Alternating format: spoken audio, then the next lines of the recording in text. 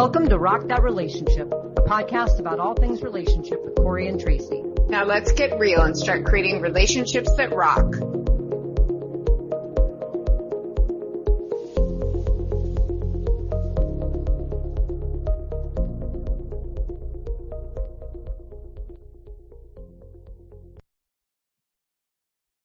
Hello, everyone. Welcome back to Rock That Relationship. We are so excited today because we have on Antonio Rubio and Miguel Cardenas in a relationship. They're both together in this relationship, and they want to talk about what it's like to be in their relationship. And this is really important because we're in a season talking about really thriving in relationships and why that's so important to talk about people who are really making it work. And it's really neat because I met Antonio, actually Tracy and I met Antonio at an event. It was an opening event for a local nonprofit here in town and nonprofit. Well, I don't know what it is. I don't know if it's nonprofit. Yeah. Relationship renovation. Relationship renovation. We will put it in the show notes, but we met Antonio there and really just hit it off and got to having a great conversation about relationships. And we said, we've got to talk to you on the podcast. So we said, stop talking now, save it till the podcast. And so, he and Miguel have been, so gracious to join us today to really talk about their experience in their relationship. So Antonio, Miguel, thank you so much for being on today. Hello. Thank you. Super excited to be here. Awesome. Well, maybe we could start with having you tell us a little bit about yourselves. Like, how long have you been together? Where'd you meet? What's your story? And then your relationship. How long had it been since either of you had been in a relationship prior? Maybe you could set the context for us. Oh, and first I have to describe what's happening there. Antonio is so excited to talk about his relationship that he's giving the amen up. And it's so happy. So everyone should know how happy they are to be in this relationship and talk about it. Yeah, I'm feeling super joyous today. I love relationships. I love talking about relationships. I love hearing about other people's relationships. And so I'm really just stoked to share, or for Miguel and I to share our story in regards to, coming into our relationship with a sense of pain and feeling really triggered and having a lot of traumas and being able to move through them together and find healing in a place where we felt we had to heal alone. So super excited to share that. But to answer your question, I guess first question is, how long have we been together, right? Yes. Yeah. I think it's 7 months now. Yes, officially 7 months, yes. Wow, you passed the 6-month mark. It is official. And I will tell you, in lesbian terms, you are like, you've been together for decades. It really feels like it too. Is this unusual for you guys, or is this does it seem long? Does 7 months seem long, or no? No, I think your longest relationship was pretty long. Yeah, about 8 years, 7 years. Yeah, and then the most recent one was 3 years. 3. And I think I have not been able to break more than like a 3-year cap on my relationship. So that's the testing point for me. Yes, 3 years. We're gonna have you back on in 2 years and like 5 months. We'll be back. Yeah. Yes. And we met. We're gonna remind you of what you had to say here today. Oh, okay, sounds good. We're excited about that. Yes. But want to tell me? Oh no, I was just saying we met at a drag show.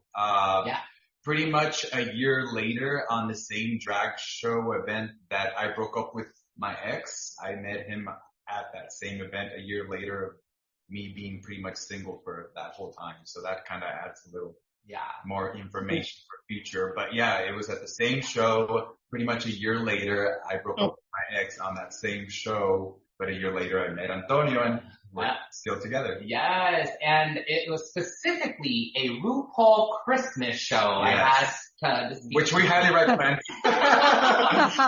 So we're really excited because we're going to be he surprised me with VIP tickets for this year's RuPaul's drag show. So it's like a little anniversary for us. Yeah. And so it's super awesome to be able to come back a year later, and for you, 2 years later, right after that breakup, and really to be able to like celebrate a sense of love and healing in that space and magic and drag queens engaged stuff.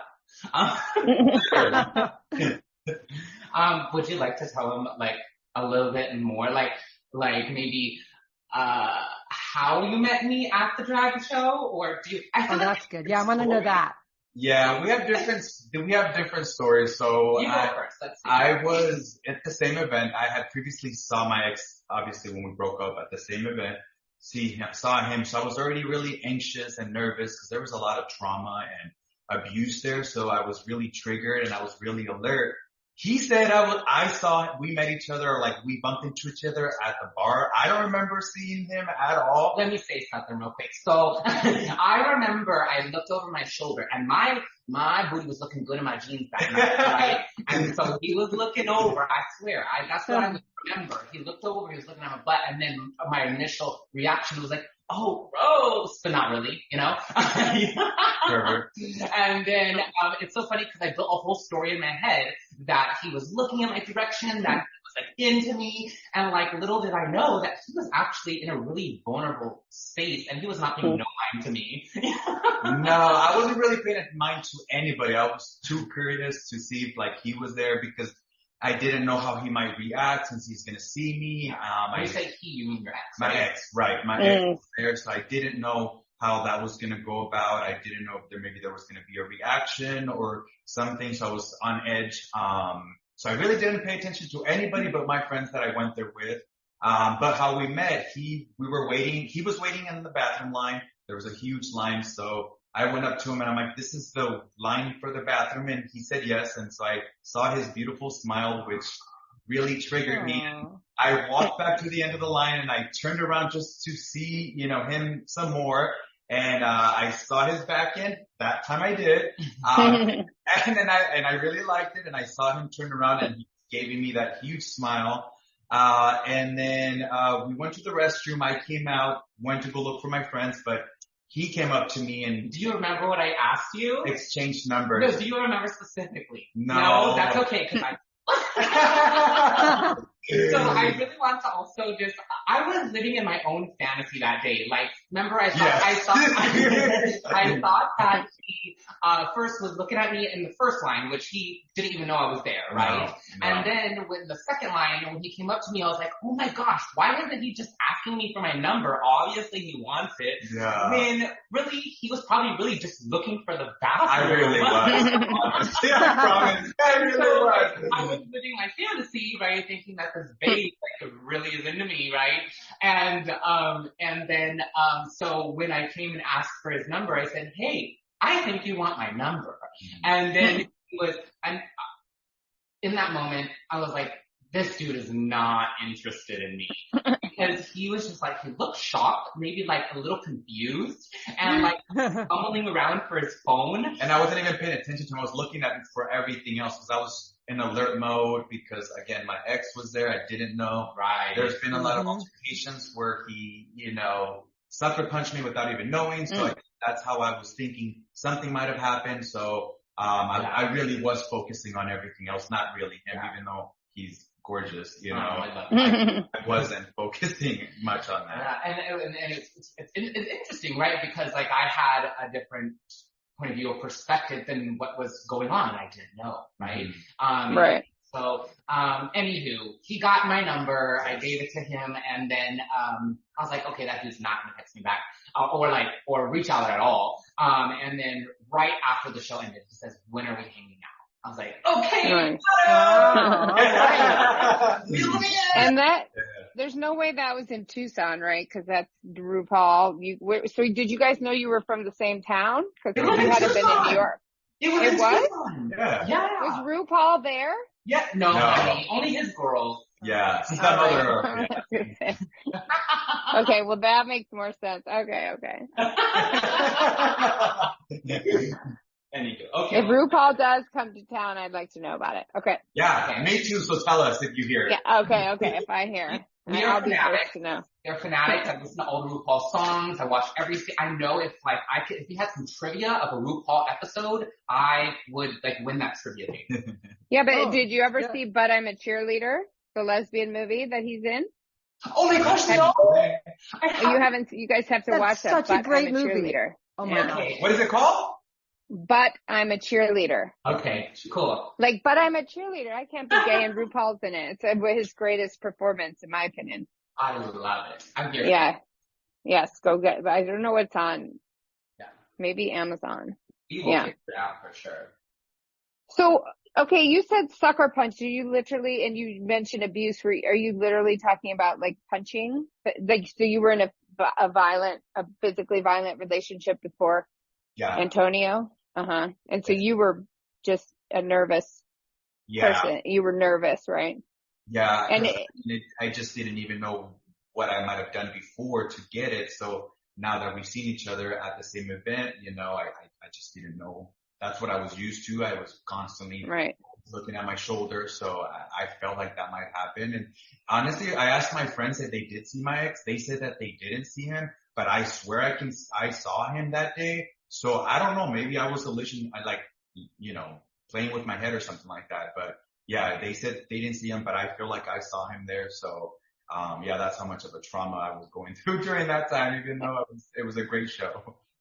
And that's kind of a metaphor for all of your relationship triggers, right? Like that you're triggered by stuff that somebody else has done, that you impute it then to Antonio, or Antonio imputes stuff to you, Miguel. Like when you said you had to do a lot of healing, were there a lot of triggers for each of you based on your own past? Absolutely. Different pasts? Yeah. Absolutely. And did that make it hard to be in this relationship? Yeah, for sure. I think, so a little bit of a history, a background about me and my previous relationship. When I met Miguel, my last relationship was about 2.5 years, before meeting Miguel. And, I did not experience physical abuse, but there was a lot of like verbal, emotional abuse. And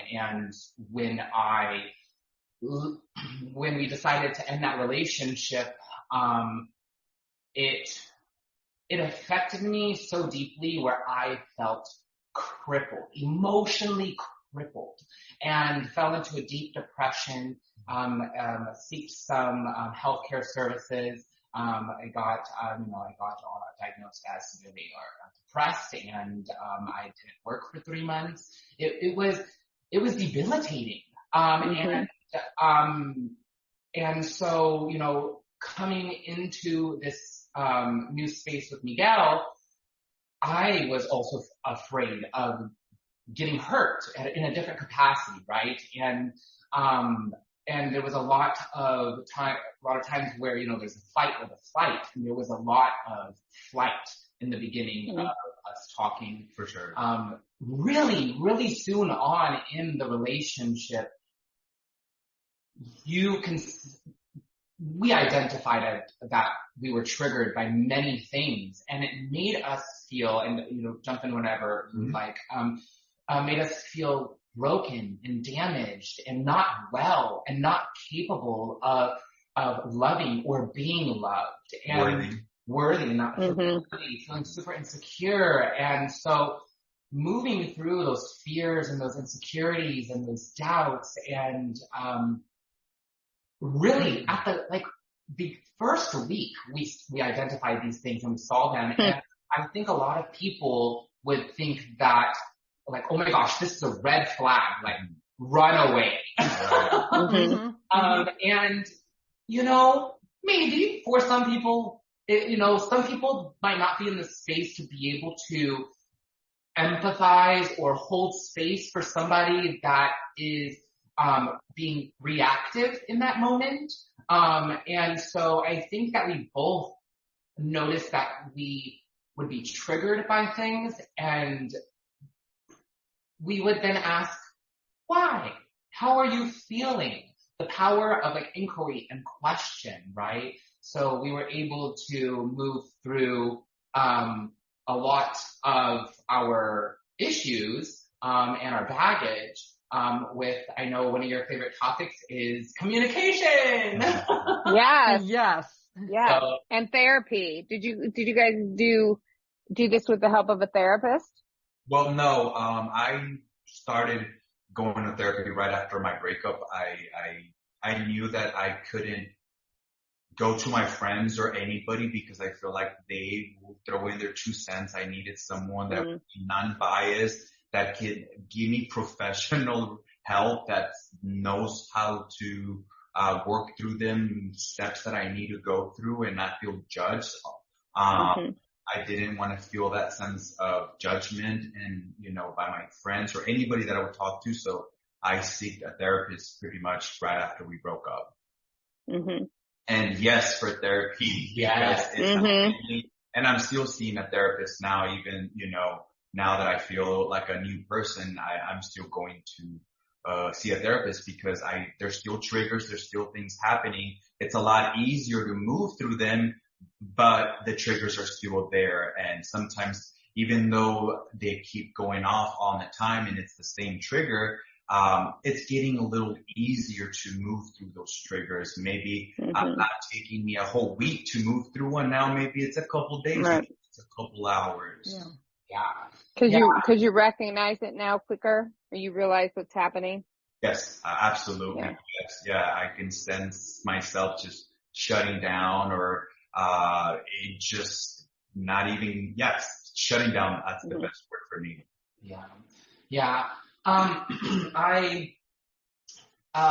So right after my relationship, my ex, my past relationship, I did seek professional help.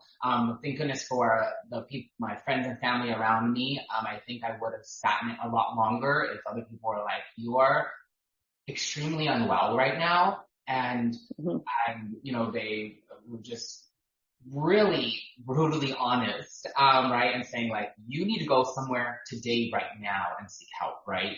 And so, I did, and I'm happy I did that. I managed to get through like a year and a half of therapy, and then my therapist broke up with me.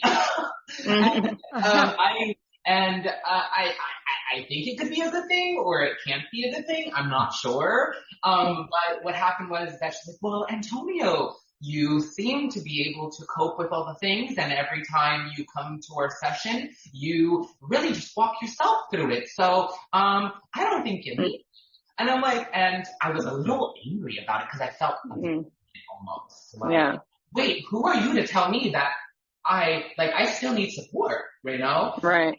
However, I was like, I took her word. I was like, okay, well, I will try to do my own thing and cope and, with the skills that I have. After a year and a half, I ended therapy. My therapist felt that I was healthy enough to do that. But when we got into our relationship, I realized that there's only so much healing I was able to maybe do alone. When provided the opportunity to be in a relationship with somebody that I can celebrate vulnerability and have a sense of humility and really break down the triggers and the things that affect me to my core and how I show up as a partner, or even how these things bleed into my professional life and, my other relationships, right? So I quickly realized that I was being tested and challenged in a way I couldn't test and challenge myself alone. And so I quickly noticed that first, it felt harmful. It felt not good. And then after we got through it and I had space being held for me, I felt 50 times better and I felt almost free. Safe. Right?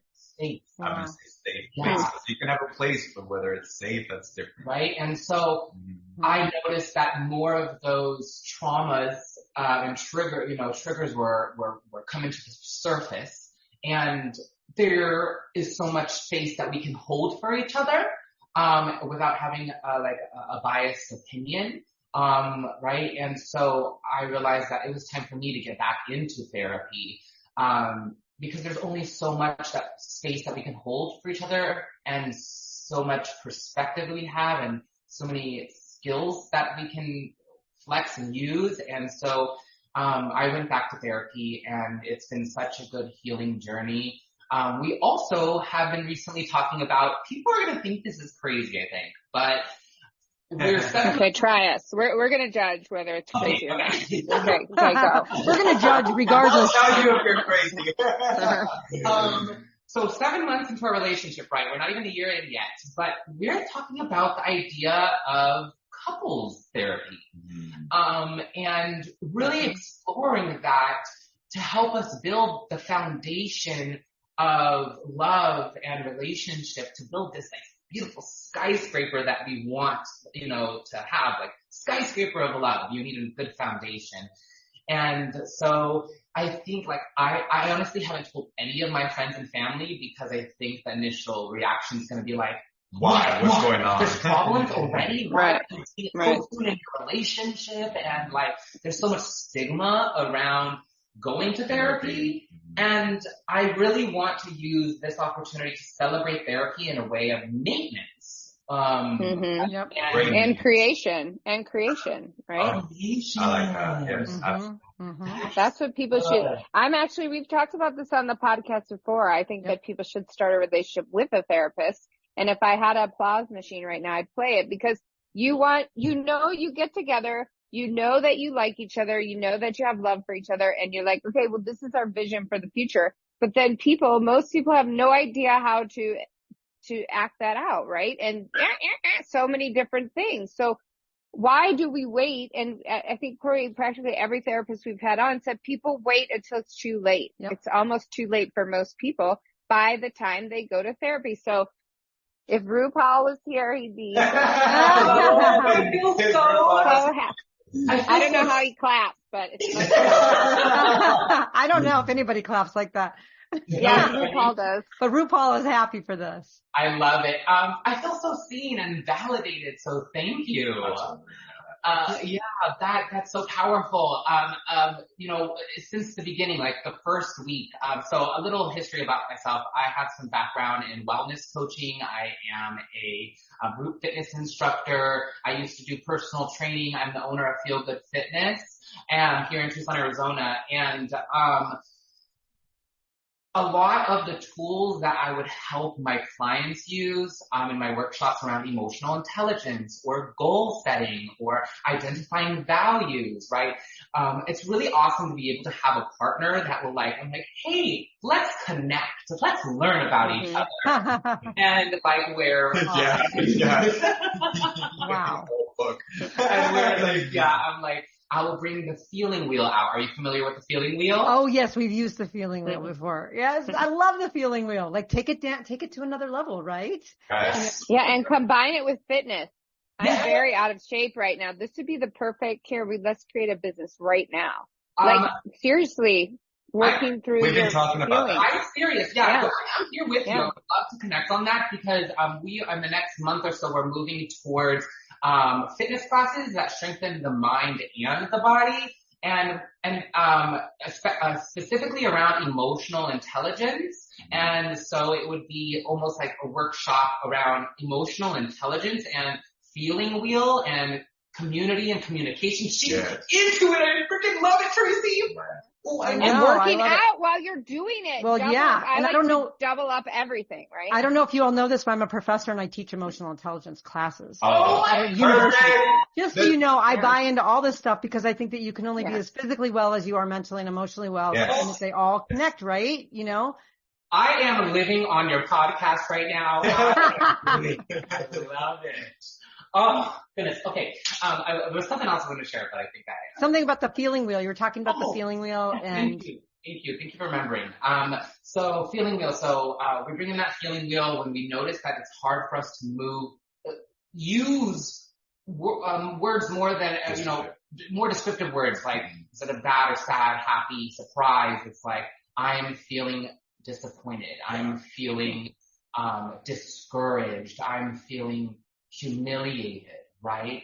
Right. And so when we're able to use more descriptive words, we're able to identify what each other are going through and then ask for what we need. and see if, as partners, if we're able to provide that. You know, and so we have the feeling wheel we've used. We've broken down our goals into SMART goals. Are you familiar with SMART goals? Yes. Oh, I teach SMART goals too. Yes, absolutely. You're my favorite students right now. I'm loving it.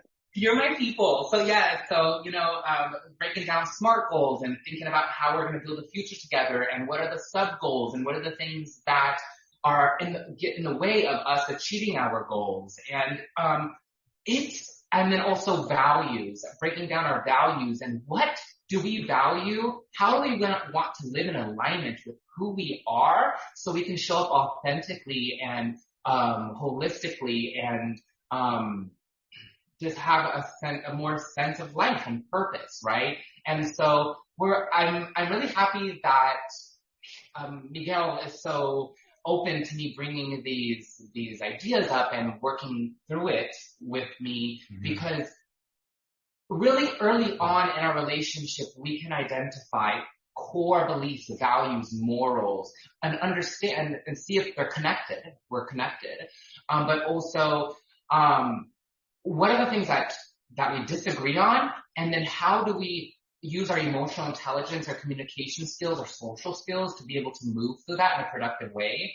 And gosh, it feels hard, but it feels good. Yeah. You know what would be great is a 6-week exercise, a 6-week course that's in your fitness gym doing that with couples. You know what? Strengthening the couplehood. We should get it? It's a double entendre. Yeah, I'm here for it. Lift weights and look at the feeling wheel. I'm feeling humiliated when you do this. But you know, there is some sense of vulnerability though when you are physically exerting yourself. I mean, Tracy and I go running up Tumamoc Hill and we have some of the most honest conversations, you know, and like you can really get in touch with yourself. People need to get in shape. The person I'm dating now, we both are like just kind of given up. And then we're like, oh, we need to get back in shape. We need to do this. And we also need to work through all these kind of things that you guys are working through, whether you're experts in this or practitioners, right? You're lay people that could be a really great thing for a lot of people. Not only a good business, like, you know, like a 6-week thing. Cause I think the fear of people getting into counseling or therapy is like, oh my God, how long is this going to go on? Right? Yeah. This could go on forever. And where is there an end or is there not? But it's like, hey, come up with like 6 topics and then you go there as a couple. I mean, I personally, like, I don't do couples yoga. I've done enough yoga. I like to do that by myself, but I want to do something active, but we're not really going to do it if we're playing basketball or pickleball. So we need to do it, I think, in a gym. If you combine those, the strength, right? Well, what you will love my classes because my classes aren't in no ordinary gym. I like to do my group fitness classes in local parks, and you both love the outside. I love the outdoors. Love environmental wellness, right? So I'd like to add a component of, are you familiar with the wellness wheel? Mm-hmm. Oh, I teach the wellness wheel. Oh my gosh. Yes. This is all my stuff. Like I teach leadership and this is like all a part of it. Yes. Love the wellness wheel. Well, wellness wheel, I guess a little, for our guests, our listeners that are listening. Wellness. Yes, our listeners and me. I have no idea what the wellness wheel is. Yes. Oh. Well, Professor, I want to hear your viewpoint on the wellness wheel, and maybe if you can explain it a little bit. I want to hear how you explain it. Will you do that for us, Corey? I sure can. Yes. There are various models of the wellness wheel, but the one that is most common is the one that has 8 components to it. And they are the parts that everything from financial wellness to social wellness to physical wellness, spiritual wellness, occupational wellness, environmental wellness. There's a whole bunch of them. And there's actually assessments you can take that help you figure out if you're unbalanced in any area, because in theory, the goal is to have sort of the same score all the way around. So it's a circle, but when you plot it on this little graph, sometimes you're really out of alignment. You might be very good with social, wellness because you're hanging out with all your friends, but your financial wellness is terrible because you can't budget and you're spending all your money when you're going out with your friends. So, so the whole idea is to identify not just where are the low points, but where are the low points in alignment with what you want to achieve. Like if you don't care that you have a lot of like finances, you don't need a lot of savings, you don't really care, then maybe your financial wellness isn't that important to you. There's just some things you have to weigh. How important important is it to you? And then how balanced are you in terms of its importance? So that's really how we teach it when we talk about kind of identifying what's important and where do you sit. So I don't know how you all use it when you're doing things. Just like that. And it makes me really happy to hear. Yes, because, so before I had Feel Good Fitness Tucson, I had Workplace Wellness Tucson, and it was a community outreach project that I created after leaving so many workplaces that didn't help support my overall sense of well-being and really contributed into me feeling, shitty outside of work. I built this community outreach project and used that tool to help educate employers and employees how, employers have to take care of your employees and invest in their overall sense of well-being and why it's important, but also for employees to know how to feel better balanced and identify like what in that wheel they can work on to feel better balanced. Anywho, so yes, it is exactly what you said. It's that those 8 dimensions that I like to help educate our community on. And so Feel Good Fitness, we're trying to move in a sense of that wellness component. So down the pipeline, this is what you are naming is exactly what we are working on our back end. It wasn't a 6-week program, but now I'm taking that idea. So thank you so much, Tracy. Yes, 6 weeks. I just sent your website to my girlfriend in the email. And I said, want to do this with me. Awesome. Yeah. Like, so you have I to think start this it. is really genius. I can't do it in the summer, but unless you do it like 3 or 4 in the morning. But like, it really is like what you're going through is stuff that people go through that they don't talk about, right? Like we really appreciate your honesty and coming on here and talking about this stuff because like you said, there's such a stigma and also, and Corey and I have even come to arguments about this. We have very different backgrounds. I have a very steeped in trauma background, personal trauma. And so when I get together with someone, it's not that what you see in the movies. It's not, what like, oh, everything's so great and oh, you shouldn't have problems now. Well, guess what? If you're a person who comes with pre-existing issues and trauma, there's going to be problems. And I don't ever leave a relationship because of that. I try to work through it. And if the other person isn't willing, that's a different story.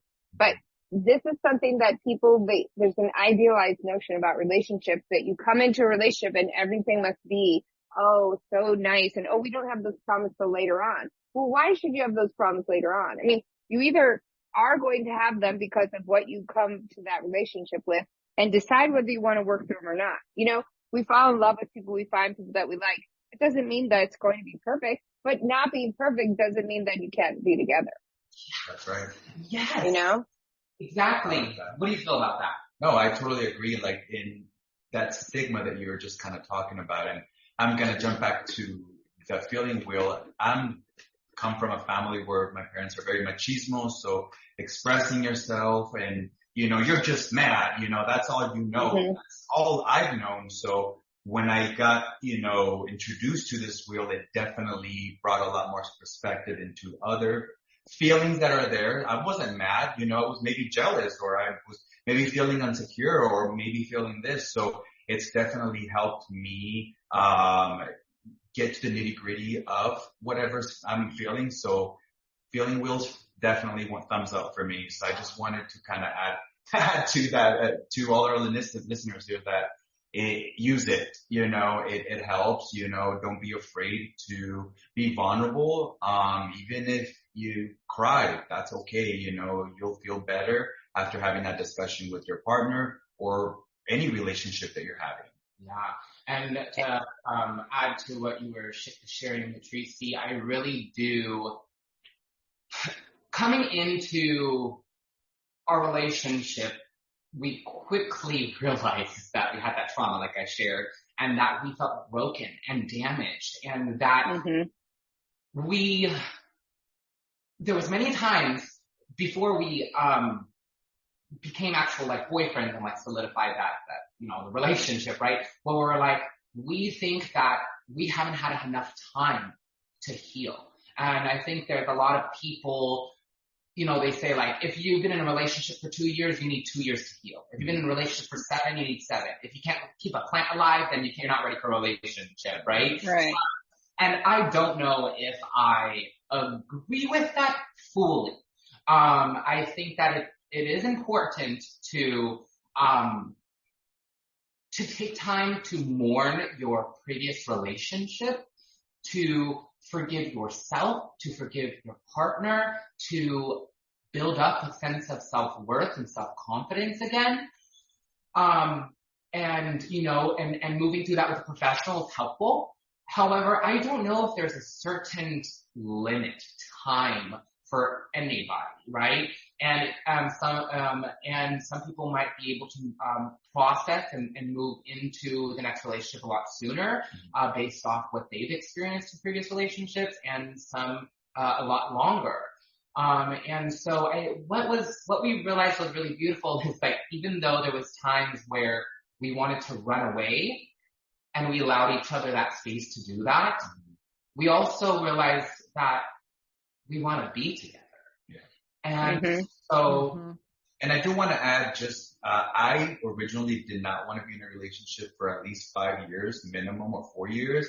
And I was only single for about a year and like 3 months. And I still, in the beginning, there was a lot of struggles with that. I didn't want to be monogamous with him. I wanted to, because I was afraid. I wasn't, healing. Didn't go through the right steps, I guess. I don't know. But having him in my life, I feel that was expedited. That healing was expedited. I'm not fully healed, and I may not ever be fully healed based off my triggers, but I feel very happy now. I feel healthier. I wake up with a lot of joy and go to sleep with a lot of joy, and that helped by having him. And he was, again, the feeling wheel, the therapist, having a partner that is going to be able to build that safe space and hear you without any judgment is a big thing for me.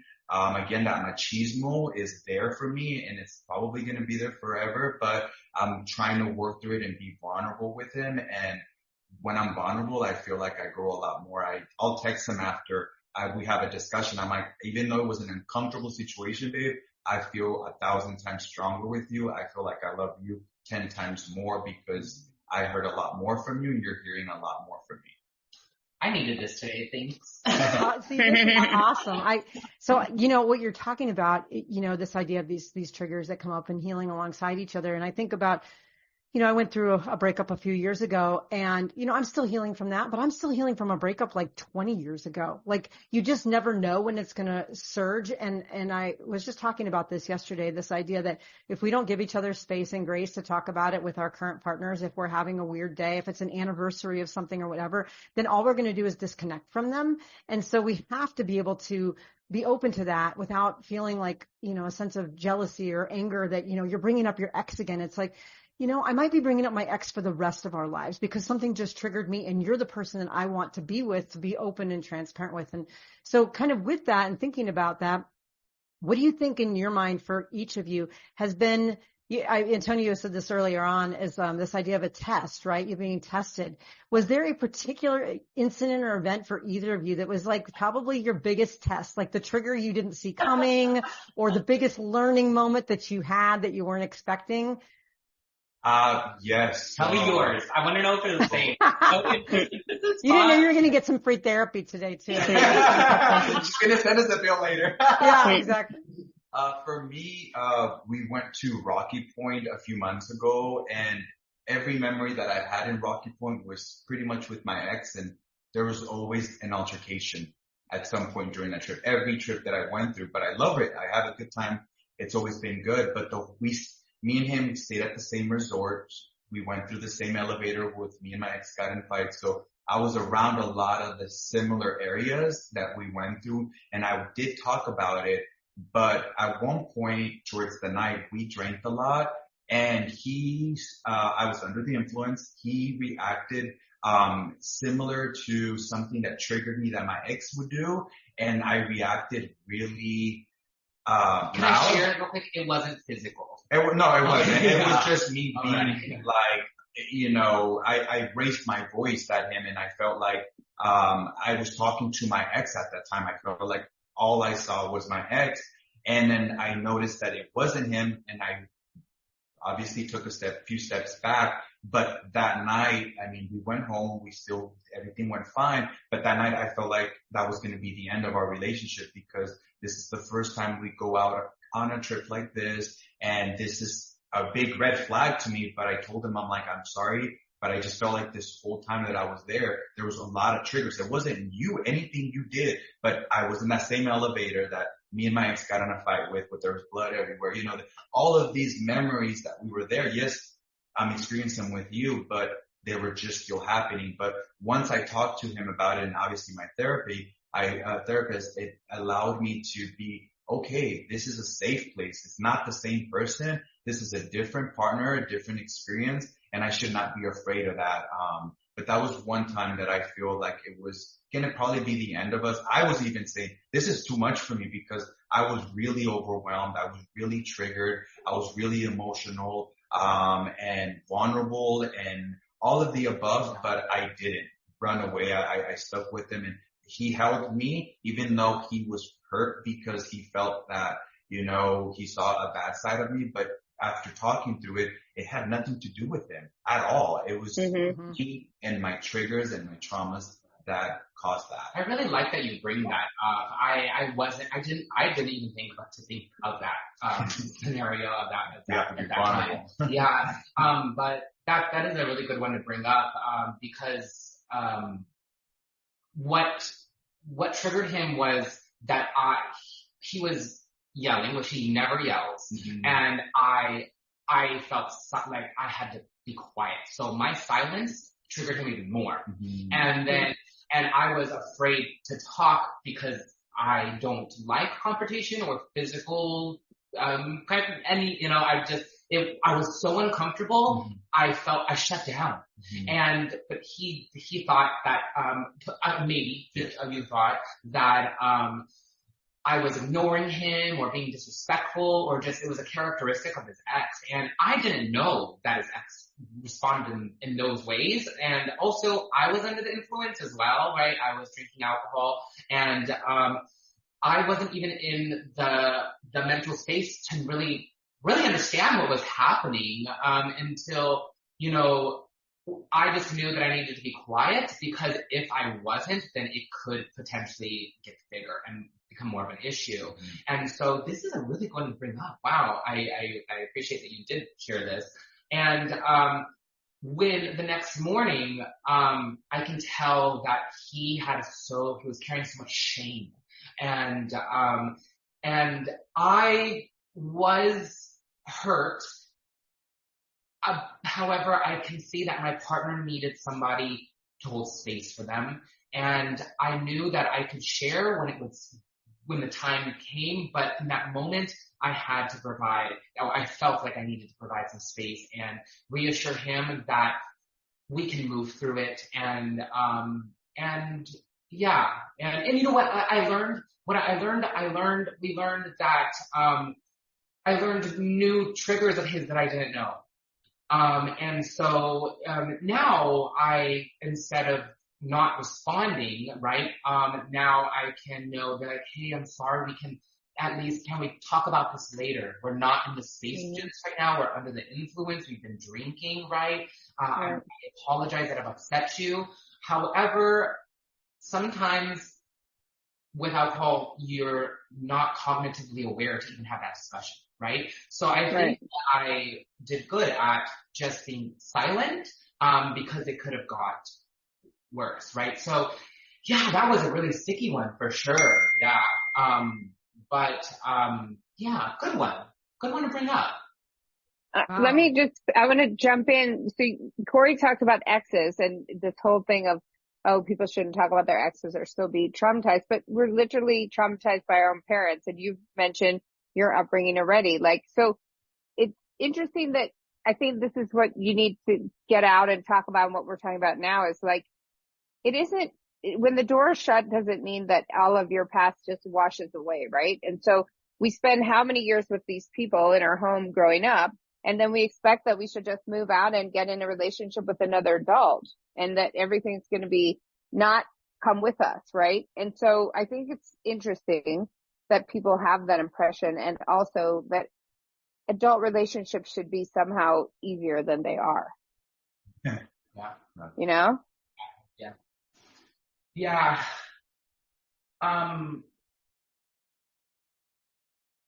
They're not easy. No, they're not. Yeah. And, yeah, I was gonna get a little emotional, but You can get emotional. yeah. And see? Don't be a machismo, let it out. Yeah, when you share about our past relationships really molding us and shaping us into the people we are now, and, parts of us that we love and parts of us that we don't, right? It's more than obviously those, romantic relationships, right? It's the relationships we have with our parents, the relationships we have with our bodies, the relationships we have with food and community and society, right? I think what I really love about being in a relationship with Miguel is that we get to practice things that we've been told that men don't do. Right? Being vulnerable or sharing feelings or, right? And really sharing that, it's really fun and powerful because we get to share that with our friends and we get to come on podcasts and share this, right? It just feels really nice. It feels like a full circle moment where at one time in my life, I didn't feel that, the things that my insecurities were something to celebrate. My vulnerability was something to celebrate, right? And that it was okay to kind of overshare. And it feels just really good. It feels really good to be here today, with a partner that has that same mindset, with friends like you two that have that similar mindset too, right? Where we can be worthy as we are. That's the tagline for the new show, the new edition of Queer Eye for the Straight Guy, where it's about becoming, it's not about your looks and whatever, it's about your relationship to yourself and actually having a fully, emotional self, right? And whether it's, you talk about machismo, and I grew up in a similar home, but not Latino. But it's like across so many cultures, it's not called machismo, but there is that, like, fuck up, Yes. You take your lumps and you live with it, and then you go through the world I only knew anger for so many years of my life. I had no other emotion than anger, right? I'm either okay or I'm angry. That's it. Because when you grow up in those kinds of households, there's no other option. Yeah. And I think that's what's wrong with so many people. Yeah. The anger that we see around us, I remember, recently within this year, I got, so one of my full-time jobs, besides doing Feel Good Fitness, I work at Tucson Clean and Beautiful, support coordinator in the youth development department. And, while providing workshops to the youth about, the history of the land and like redlining and the reason why, I guess like a bigger concept of institutional racism, right? And, I was so, upset that I didn't have the privilege, the capacity, or my parents to have the knowledge to educate me on these real life issues that I felt but never could name, right? And I realized that also tied into why my family didn't have maybe skills of like communication or vulnerability, emotional intelligence, right? They didn't have, it wasn't accessible. It wasn't accessible through these ideas, through like unfair systems, I guess, right? didn't have therapy. They didn't have education around emotional intelligence. It wasn't even something that was discussed really, right? So like I found myself becoming a little angry with my parents and like, why didn't they teach me this? And then I realized that, well, they didn't have those tools or privileges either. So it's really nice to be able to I guess break generational curses. Mm-hmm. So that leads us into like a question about where did you learn this then? And how did you decide to deploy it in this relationship versus previous relationships? I like that. You want to go first? Or do you want me to go first? Yes, you. I want to hear what you say. Yes. I'm self-taught mostly. I find a lot of my healing, well, I guess maybe this is obvious, but through pain. Right? So like really embracing the pain and identifying like, okay, this is pain. What's creating the pain? Let's find some clarity. What are the action steps to reduce this pain, right? And then use this wheel of sorts, like this circle of pain and clarity and the steps to reduce it. Use that over time to try to have less pain and experience more joy. A little background about me. I was a homeless teen. Are you familiar with Youth on Their Own? Yep. Wonderful organization. Beautiful. Great local nonprofit that helps homeless teens graduate high school. And back in high school, I abused pretty hard substances, crack, meth, cocaine. I got arrested for a variety of things underage, and I wasn't on the right path. And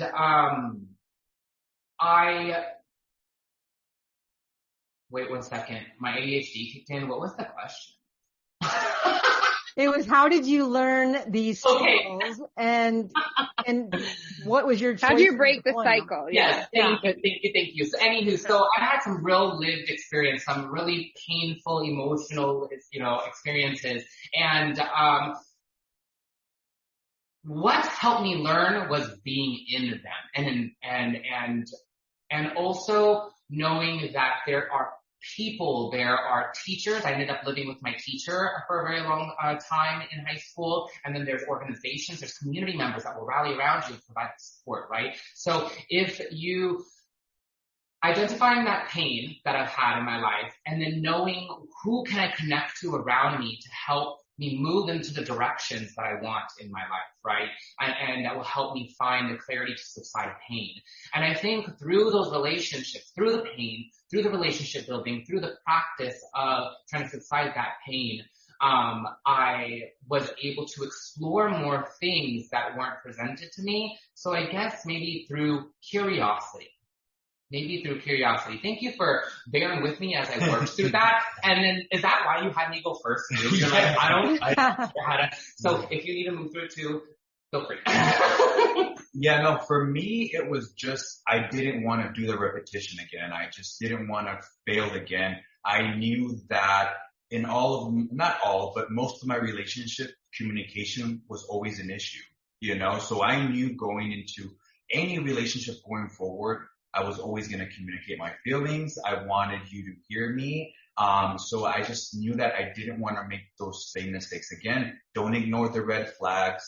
Don't, and if you see them, bring them up to their attention and work them. So to me, that what helped me was, or gave me that alert is I just didn't want to go through that ever again. I don't want to go through those pains again. And I might go through them again, but at least I have the tools now to be able to move through it now. But for me, that was the turning point. I didn't have the friends. I didn't have a support team besides my therapy pretty much because, again, that machismo just secluded me from everybody. So that was the way for me to really move through it, is just knowing that I don't want to go through that with him. So whenever we have a discussion, it's just for me because I'm like, this triggered me. This is things that I see in the past. I just want to talk about it. to bring it to your attention. So it's what has helped me, and it's continuing to help me. So that's interesting. So it sounds like we're very similar in that way. Like I said that I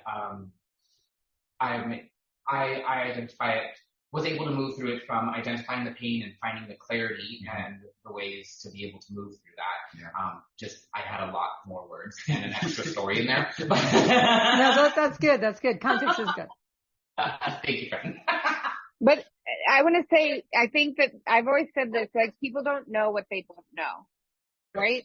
Our parents didn't know what we didn't know. It was never taught. And therapists are actually really, I think, pioneers in the world in what they're doing and trying to move us forward as a species.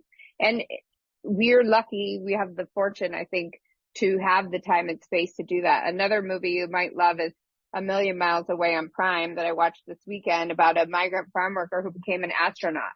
And, he grew up in a very machismo household, also moving constantly until somebody else, a teacher, stepped in and said, you can't keep taking this student, this child from place to place to place, picking these fruits. This kid is, he has to be in one place, and you need to water this tree so it can grow. And he ended up becoming an astronaut, against all odds. It's really good. It's on Amazon. And the whole point was, in that movie, it takes generations, right, to move through these things. That each generation gives you a little bit to step up, and then you step up, and then you figure something out, and then now you're sharing this with so many people, right?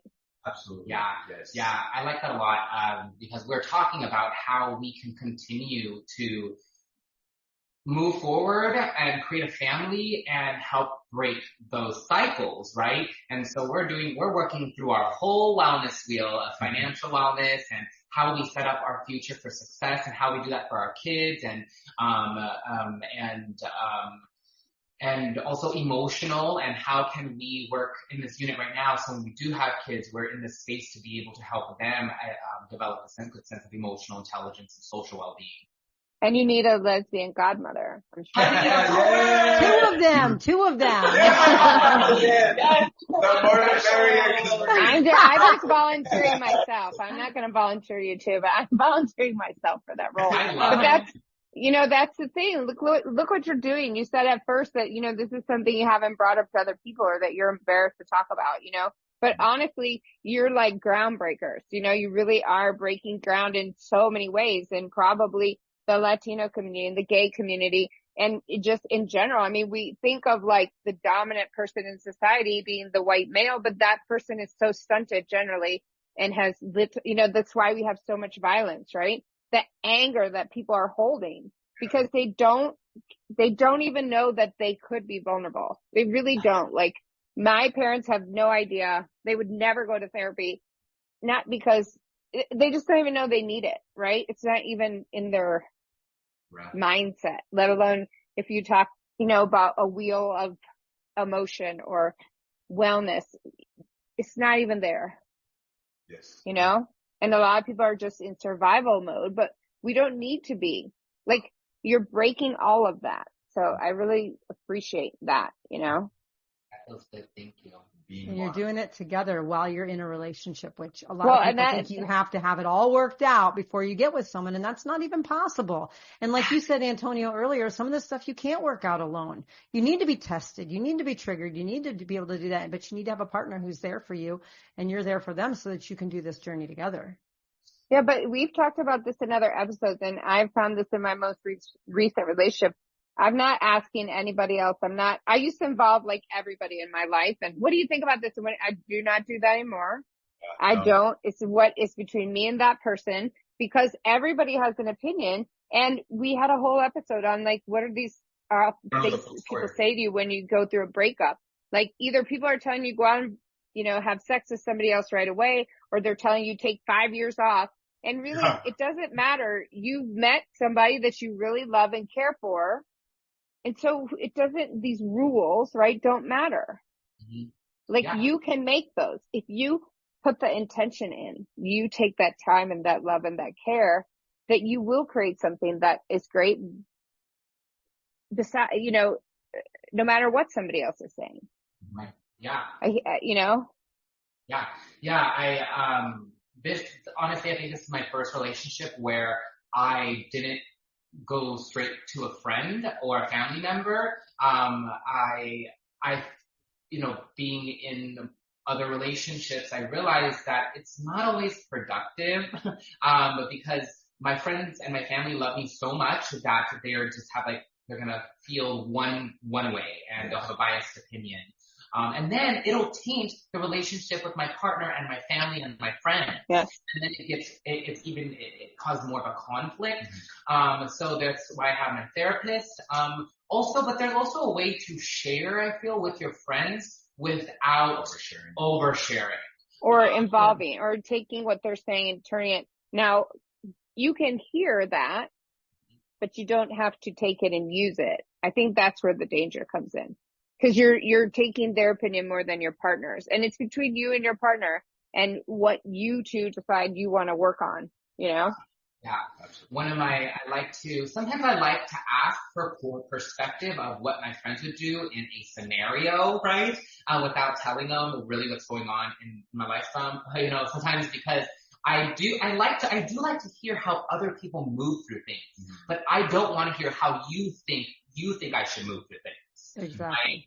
Right? So I think it's good to have some perspective. Something that I did want to also share, I think that these tools that we're using, the way that Miguel and I are able to connect and be vulnerable, I think that this can translate into your occupation, right? Making sure that a good leader also celebrates vulnerability and humility and has good communication skills and good social well-being, right? And I realized that being in this relationship with Miguel and us being able to move through the traumas and the pain, helps me become a better person outside of my relationship too. Helps me explore things on a different level and grow in ways that I was stagnant on, and be able to invite conflict in, not, in my relationship, we invite conflict, and then also invite the conflict in my workplace or out in community and use those same tools to be able to connect, to hear people, to get points across where you don't have to be combative or fight back. You can move from a place of love and joy and acceptance instead. Yeah, I love that. It's so funny. I teach a class on emotional intelligence, and at the end of the semester, I almost always have hordes of students come up and say, "Thank you for helping me make my relationship with my teenage son better." I'm like, well, that's not really the point. The point was about organizational leadership, but you're right, because you cannot pull these pieces out, right? Once you know these skills, I call it the responsibility of enlightenment. Once you know these things, it's hard not to do them in other places if you can. And you feel a sense of responsibility to do that. You show up with your friends, you show up with your neighbors, you show up in a workplace, you show up with your family, however you show up, and you can use these skills. And so what's really nice in your case is that you and Miguel almost have like a laboratory for practicing being better people. And it helps you with your own relationship, but it helps you individually just be better at you out in the world. When I say better, that's qualitatively, your behavior is being more productive and less distracting or anything like that. But this is great that you two have each other for that. Yeah, absolutely. Thank you so much, Corey. That's really validating. Getting a lot of validation today. I said we judge you, and look, we are judging you to be good people doing good things. So there, you have success. Thank you. I appreciate you saying that because you have a wealth of education and knowledge, around wellness. It sounds like organizational leadership and emotional intelligence. And I didn't go to school specifically for this, to be a wellness coach. I'm a self-proclaimed wellness coach, and it's my experience that helps me to be able to educate others and use tools that other professionals use, right, out in the field, and bring those to the community and practice these skills with community and I have like kind of like an evil plot. Like I feel like my purpose in life, like I'm secretly an evil villain. And, and so my goal is really to take over the world with like health, wellness, fitness, kindness, and love. And like kind of like brainwash all of the little minions, right? To do the same. And so that is my mastermind plan, is to like use all of this pain, and experience it and learn from it and then teach. And it might, sometimes I feel that I might not be as adequate enough because I don't have the formal education, but when somebody with formal education really validates me, and also when I have clients that come to me after and say, wow, you're a badass, I love you, right? Thank you for helping me move through this. It's just really validating. So thank you both. I love you guys so much. And you guys need to listen to our episode with Bethany, and she also does coaching. And if you did a chart, have your chart read with her. She's an astrologer, and see what is your purpose. If this is your purpose, right? That'll be very validating for you as well. She's incredible. So Bethany, if you're listening, Bethany, girl, I'm giving you a call. Get ready. I'm gonna I'll send you her info. Yeah, and I'll send you her info. Yeah, absolutely. All right, so we have thoroughly enjoyed this conversation. I'm going to speak for both of us because I can tell when Tracy likes something, and we are both on board. We're doing a lot of head nodding. We love this. It's been so great talking with both of you. Just last tidbit, if you could give advice to any new couple that's coming together, that's worried about bringing in their own past trauma, and they're worried that it's going to create baggage and get in the way of their relationship, what would you say to them? First? To me, it's as long as you're happy in a safe place, that you should give it a try.